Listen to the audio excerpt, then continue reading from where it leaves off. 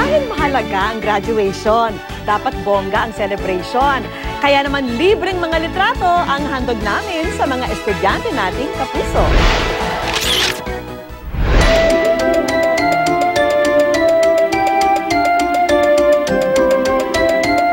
Kinikilig pa rin ako sa tuwing makikita ko yung mga pictures ng anak ko, lalo na yung mga milestones sa kanyang buhay kahit na little pa lang siya. Importante kasi yun, kailangan talaga yung mga pictures.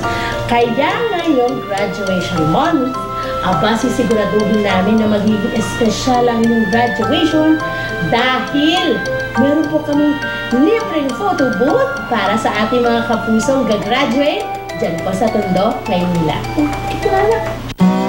Kamakailan lang, nabalitahang nasunog ang Gregorio del Pilar Elementary School sa Tondo. Ang eskwelahan na dapat sana'y masayang nagdiriwang ng ika-150 anibersaryo ngayong Agosto.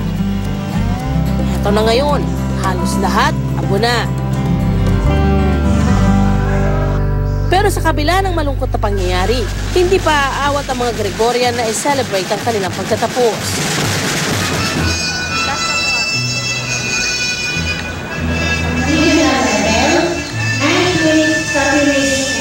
Alas 6 pa lang ng umaga, napuno na ang eskwelahan ng mga nakapusturang estudyanteng excited makuha ang kanilang diploma.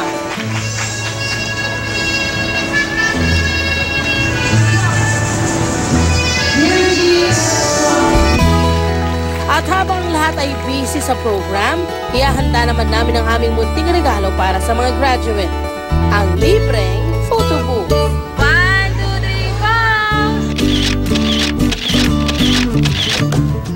Pagkatapos agad ng program, ang mga excited na estudyante sumugod na sa ating photo booth.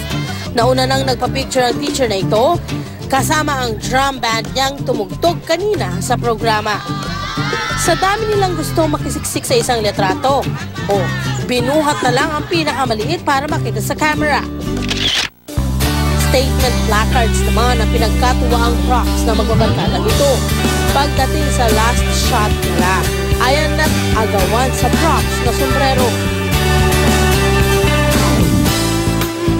Nagpa-picture kami para sa remembrance ng cutie pie na ligaya!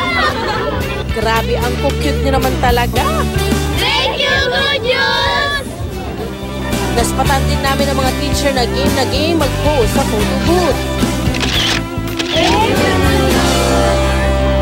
Ang grupong ito naman, kilig na kilig nung nakita na ang mga photo. Thank you, good news! We love you! Ang grupo namang ito, nag-aagawan sa print-out ng photo nila. Magpa-picture kami kasi para remembrance. Thank you, good news! Nakatataba naman ang puso na kinagigiliwan ng lahat ang regalo naming libreng photo booth. Habang pinanonood namin ang mga nagpapapicture, agaw pansin ng estudyante ito na imbis na mga barkada kasama, nagpa-picture kasama ang kanyang nanay. Kasi po, masaya po ako kasi yung anak ko nag-graduate na. Salamat, good news. Kaya naman pala walang pagsida ng katuwa ni nanay dahil bukod sa nagtapos with honors ang anak niya, ginawaran pa ng huwarang mag-aaral award ng eskwelahan. John Marie P. de la Torre. Siya po ang aming huwarang mag-aaral sa pangkat humility. Sabi ko po kasi sa mama ko, tatapusin ko po yung pag-aaral ko. Ibigyan ko po siya ng award. Kaya po sobrang saya ako po nang malaman ko po may nakawaran po ako. Huwag ka nang umiyak, Joan. Naiiyak na rin kami sa tuwa dahil nasuklian mo ang pagod ng mga magulang mo. Ako masaya kasi sa paghihirap po, may nakita ko sa Ang kaligayahan ng bawat magulang dumodoble talaga pag naa-appreciate ng mga anak. Kaya naman, Mommy Maris and Joan, saludo kami sa tulungan ninyo makatapos ng pag-aaral. After graduation, binisita namin si Joan sa bahay kung saan sila pansamantalang nakikitira. Ang munti nating graduate, pampalipas oras ang pag-aaral. O Joan, time out na muna sa pag-aaral. Manood ka muna ng TV dahil surprise!